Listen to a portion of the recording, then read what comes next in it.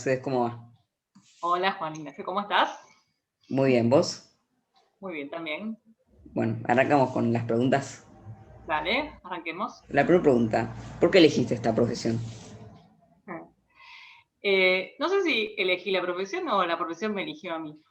Desde chica siempre en mi casa se escuchó música clásica y ópera y lo mío siempre fue el arte. En realidad yo estudié literatura, hice un máster en teatro, trabajé incluso un poco en cine, pero bueno, en una etapa empecé a trabajar de asistente de dirección y en ópera y bueno, fui tomando la práctica, porque bueno, hacer ópera son dos cosas. Una, que se te ocurra una buena versión, hacer digo, una puesta en escena. Pero también es una técnica, hay que saber hacerlo. Es bastante complejo, implica un montón de cuestiones, de pasos a seguir, de personas, de cosas que hay que tener en cuenta. Así que, bueno, tuve la suerte de tener la oportunidad de dirigir y de seguir trabajando en ópera. Sí. Fue Me gustó eso lo que dijiste, de que no es que vos la elegiste, sino te eligió a vos la profesión. Sí, en cierto modo, digamos que tengo muchos intereses. La ópera es uno de mis intereses. Y bueno, por suerte pude trabajar en ópera mucho tiempo. Esperemos que después de la pandemia pueda retomar. Sí. Pero bueno, no es lo único que hice, ni lo único que me interesa. Eh, en verdad voy tomando del arte y de la vida lo que me llama. Soy como una buscadora de verdades y bellezas y voy tejiendo ahí lo que me sirve para mi tejido personal. Bueno, vamos con la próxima. ¿En Dale. dónde y cuándo debutaste? Debuté en Buenos Aires como directora de ópera, directora de escena. Debuté en Buenos Aires Lírica, en el Teatro Avenida, en el 2011, con una ópera que se llama Der Freischütz, que es una ópera alemana, de hecho es el comienzo del romanticismo alemán, que está basada en una leyenda folclórica alemana, que en Alemania es súper conocida, todo el mundo se la sabe de memoria, con lo cual puedes hacer cualquier versión, cualquiera la entiende, tiene un montón de humor alemán que nadie entiende. Pero bueno, fue muy interesante hacerla y además conté con un elenco increíble. Este, Carla Friedrich-Holmes y Enrique Folger, así que un placer gigante y una suerte enorme poder debutar con esa ópera. Además es música bellísima. Sí, ¿no? La Sí. ópera hoy en día, viste que no es tan popular como antes, No tiene ¿no? mucho marketing. Claro, pero alguna gente la escucha. Sí, aunque si bien siempre lindo escuchar ópera, lo mejor es la experiencia del teatro, ¿no? Fue pensada para el vivo, para la puesta en escena. Claro. Y es cierto que tiene poco marketing, pero bueno, es un bicho raro la ópera. Yo las veces que he llevado gente a la ópera, gente que nunca escuchó, vio nada, en general muy pocos se desilusionaron, todo lo contrario, me parece que también hay mucho prejuicio alrededor de lo que implica una ópera. De hecho, durante centurias en Occidente fue como el género más popular, digamos. Todo el mundo sabía cuál era la ópera que se iba a estrenar y todo el mundo ya estaba preparándose para ir a verla y iban todas las clases sociales y se hablaba de eso, era como, no sé, el último partido de River Boca era el nuevo éxito que se estrenaba. Y bueno, tuvo bastante que ver en la formación también política de muchos países europeos en el siglo XIX, tuvo que ver con los inicios de la identidad nacional de países y las independencias de países que estaban subyugados por otros.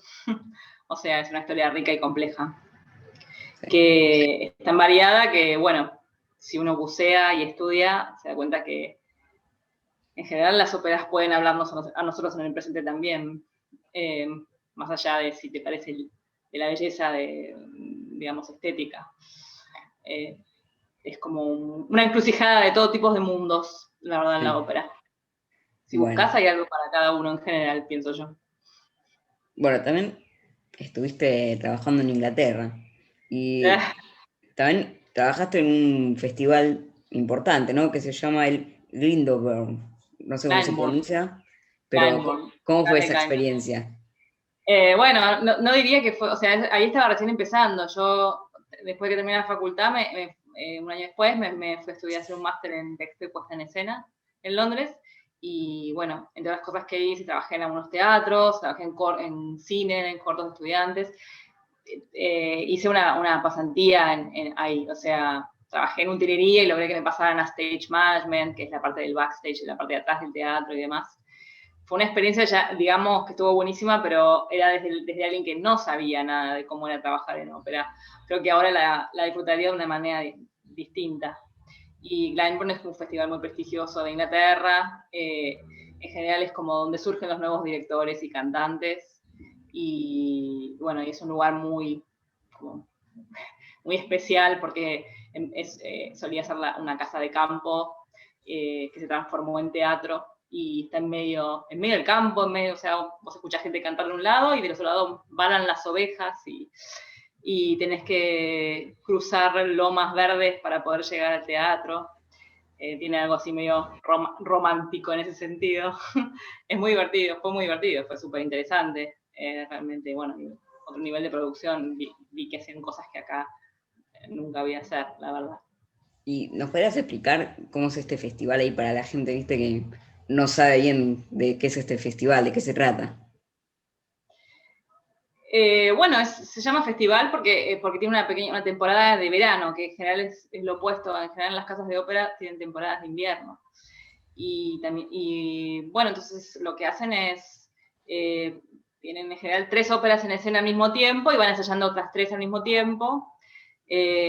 Como te dije, en general contratan gente que está al inicio de su carrera, súper prestigiosa, tiene un muy gran presupuesto y bueno, tiene como un ritual que es muy loco, que es, por supuesto es muy exclusivo, ¿no? Convengamos, también. Hay que ir de smoking de largo, yo estaba en el backstage, los stage managers, la gente que trabajaba detrás, están todos impecables, vestidos de largo, de tacos, acá. El mismo trabajo que yo he hecho acá era correr y sudar la gota gorda. Y bueno, hay todo un ritual, la gente va de Victoria Station con una canastita de picnic, porque la idea es que en el intervalo vos dejas tu canastita, antes de entrar, dejas tu canastita de picnic en el rincón que vos quieras hacer tu picnic, y ya viste que igual puede ser que llueva porque es lo más común, pero a los ingleses no les importa mucho, están acostumbrados, y bueno, en el intervalo vas, te sentás así vestido de largo y de smoking a hacer picnic, y bueno, a veces invitan a la reina de Inglaterra y ese tipo de cosas, pero dicen que no le divierte mucho lo otro. Y es ópera. Y en ¿Y, general lo ópera es tan interesante. ¿Y cuánto tiempo estuviste viviendo y trabajando en Londres? Estuve 3 años, hace ya mucho. Me fui en septiembre del 2001 y volví en septiembre del 2003. El primer año fue mi máster y después me quedé 2 años más. ¿Y fue algo muy importante para tu carrera vivir en el exterior? Bueno, sí, vivir en exterior siempre está bueno para cualquiera de cualquier manera, ¿no? Es como te cambia la cabeza o te da otras opciones. Además, Londres es como un lugar donde es ir a tomar una cerveza y encontrarte gente de todos lados del mundo, escuchar idiomas que no sabes de dónde vienen. Sí, sin duda, por supuesto. Y además era joven, realmente era mucho más joven e impresionable, conocí gente súper interesante y sí, no sé qué decir, diría que viajar siempre es estimulante para cualquiera que pueda hacerlo. Y hay muchas maneras de viajar también, así que por suerte, si se puede, hay que intentarlo. Ahora no vamos a hablar del exterior, vamos a hablar más de acá, ¿no? De Argentina. Sí, ¿Te acuerdas cuántas producciones trabajaste como asistente de dirección? un montonazo. El otro día estaba pensando que junto con mi amigo Pablo Maritano, con quien trabajé un montón, él es director de escena, este año íbamos a celebrar nuestra 33ª producción juntos. Son las producciones solo que trabajé con él. Después trabajé con otros directores, como por ejemplo Marcelo Lombardero, bueno, y algunos directores de afuera y demás. Así que la verdad es que no las conté, pero calculo que yo qué sé, debo estar en las 50, fácil. Pero bueno, no sé si son muchas o pocas, habría que preguntar a otros asistentes en cuántas No sé, estuvieron. para mí me parece un montón, pero bueno. Pero tengo más años que vos. Ah, sí, eso es verdad. Sobra, sobra. Sí. Y para vos, ¿cuál fue la producción más importante que tuviste? Más importante Para vos. para mí, mm, y como directora Sí, o en como general, directora, como directora. como directora, bueno, y en algún punto dirigí, creo que la más interesante de todas fue Rusalka, que fue la última que dirigí en el año 2015. Rusalka es una ópera de Dvořák de 1900, que es muy famosa en Europa, pero que en Argentina no se había hecho nunca, en Sudamérica no se había hecho nunca, y justo ese año se hizo antes que la mía, y la que hicimos, bueno, junto con Carlos Bio, que era el director de orquesta, ¿no? En Buenos Aires lírica también. Se había hecho una en Bogotá y antes también se hizo una justo el mismo año en Santiago. Marcelo Lombardo hizo otra producción como director escénico. Y bueno, oficialmente fue el estreno de Rusalka en Argentina, lo cual lo hace ya importante en sí mismo, porque es una ópera increíble, gigante, hermosa y súper popular en el resto del mundo, que bueno, nunca se había hecho. Y así que la hicimos antes que el Teatro Colón, podríamos decir. Y además, bueno, fue como increíble, bueno, trabajar con Daniela Tabernik, que es como, nada, un honor gigante, soprano, maravillosa. Y además es una ópera súper increíble, bella, interesante, inteligente, poética. Y en mi opinión también política. Después también participaste en un taller literario de poeta, perdón, un taller literario con el poeta y ensayista Javier Aduriz. ¿Cómo fue la experiencia esa?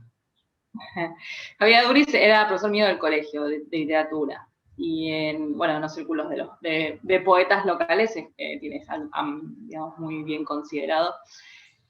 Falleció en 2011, lamentablemente, y durante los 5 años que después del colegio, mientras estudiaba letras, fui a su taller literario, que la verdad fue, sí, una experiencia increíble, la gente que conocí ahí, porque me dio otras visiones acerca de qué puede ser el arte, no sé, yo venía con una idea un poco canónica y un poco académica y un poco así, de lo grande, importante y trascendental, y creo que lo que más aprendí en ese taller fue a unir lo cotidiano, lo real, lo marginal, lo diferente, lo popular, lo transgresor, lo experimental, a, a este arte que igual cargamos, aunque no lo conozcamos, así en nuestras espaldas, que a veces es una carga y a veces no, ¿no? Por supuesto, el arte canónico, el arte que viene eh, entregado siglo a siglo a nosotros, bueno, en todos lados, no solo en la música, en la ópera, en la literatura, en el cine, bueno, el cine es un poquito más nuevo, pero también tiene sus cánones. Sí, creo que eso fue lo más interesante de esa experiencia para mí. También en el año 2009 y 2010 colaboraste como docente en clases de prácticas escénicas de la ópera del teatro, ¿no? Desde Argentina de La Plata, sí. Sí, ¿y cómo fue esa experiencia? Bueno, fue lo que hicimos con Pueblo Maritano también. Y fue como una novedad en ese momento. Un taller, lo que estudió era algo que había iniciado el director Guillermo Brizio, el director de orquesta, en teatro argentino. Y que era lo que no existía, o creo que no en los últimos tiempos, que era, bueno, un lugar donde se dieron oportunidades a cantantes con futuro para realizarse, para profesionalizarse y además tener oportunidades de empezar prácticas concretas. De hecho, en ese taller, en ese Opera Estudio, salió gente que ahora está, son los cantantes del momento, no sé, como Oriana Favaro, Cecilia Pastavsky, bueno, con quienes tuve después el gusto de trabajar, de dirigirlas, y varios más. La experiencia fue súper interesante, fue un poco experimental al principio, pero bueno, además hay algo en la tradición local donde a veces los cantantes líricos no se les enseña tanto la actuación, muchos la van aprendiendo haciendo, y algunos muy bien, pero bueno, es como una pata floja a veces, y bueno, nos tocó con Pablo trabajar sobre eso, y fue súper interesante y divertido, ¿no? Y un poquito aprendimos haciendo también. Claro. Y anteúltima pregunta. Ya A ver. terminamos. ¿Estás orgulloso de tu carrera? Qué pregunta. Bueno, los buenos días estoy muy orgullosa. En los otros días digo que falta un montón. No sé, la palabra carrera no me traté de sacarlo un poquito de mi cabeza. No siento que tengo un objetivo al que llegar corriendo. Más bien para mí fueron experiencias que me hicieron crecer como persona. Digo, me di cuenta que cuando dirigí aprendí mucho sobre mí misma, sobre arte, sobre, no sé, incluso formas de ver el mundo me cambiaron. Investigando sobre las óperas que dirigí, encontré nuevas maneras de mirar experiencias propias y ajenas, de entender ciertas cuestiones. Diría que más allá del éxito o no, de la crítica, del público, lo que sea, soy otra persona porque dirigí, porque hice eso. Y, y eso, bueno, me parece que es como un buen objetivo de vida, hacer cosas que te cambien. Y ojalá que cambien a alguien un poquito, o como que al menos lo hayan disfrutado. O ayudado también, porque hay lo del rol del director de escena que tiene que ver con sostener al trabajo que es quizás el que brilla, que es el director de orquesta y de los cantantes sobre todo, ¿no? Y de los compositores y sus obras. Hay algo de estar un poquito en las sombras también del director de escena, que no me parece mal. Bueno, vamos por la última. A ver, dale. Ya te dejo libre. ¿Cómo ¿Todo bien? explicarías para vos la ópera? ¿Puedo decir como definir el género de la ópera? Claro, pero para vos. Te voy a dar tres versiones. Una que me parece que es como un poco más tradicional, que es como teatro hecho con música. Teatro cuya dramaturgia, cuyo conflicto interno está armado a partir de fuerzas y contrafuerzas musicales, digamos, por ponerlo de una manera más o menos no musical. Otra manera de verlo sería como si dijeras una obra de teatro que está basada en un texto hecho con palabras, que sería lo racional, pero que solo puede interpretarse a la luz del subtexto, o sea, lo no dicho, que es el texto musical, que son las emociones y las intuiciones, digamos. Y que solo se puede llevar a su realización última en el cuerpo, en el espacio el espacio de la escena y en el cuerpo de los cantantes. Y después una personal mía que me gusta últimamente es pensar que hacer una ópera es como llevar a flote un Titanic, que se está hundiendo, una cosa así hermosa y vieja y antigua del pasado, que con todas sus falencias y sus contradicciones es fascinante igualmente, y que de algún modo lleva intrínseco un montón de cuestiones y problemas que siguen siendo perfectamente actuales. Y bueno, algo que me fascina de la ópera es que realmente involucra el saber y el hacer de una cantidad enorme de gente de distintos rubros, muchos que permanecen en las sombras también, y hay algo de la ópera que es como mayor que la suma de sus partes. Y a mí me encanta esa idea que tengo, no sé, cuando está por abrirse el telón, sí, hay como varios niveles como en el Titanic. O sea, abajo están los músicos de la orquesta que en el fondo no se contacta con el escenario, y arriba están los maquinistas y a los costados están los camarines con los vestidores, y hay como niveles y espacios. Y hay algo de las producciones de ópera que siempre son tan complejas que en general lo más común es que una semana antes del estreno sentís que es imposible que suceda. Y me gusta imaginar que es como eso, como levantar un Titanic y evitar que se hunda y darle, y después el placer de ver que sigue navegando nomás ahí, en el océano, esquivando los témpanos de hielo. Esa sería mi definición poética de la ópera. Bueno, Mercedes, muchas gracias, ¿eh? Muchas gracias por Bueno, el muchísimas tiempo gracias que a te vos, un tomaste. placer enorme. Espero que te haya servido mis respuestas. Te mando un beso grande. Muchas gracias, ¿eh? De nada.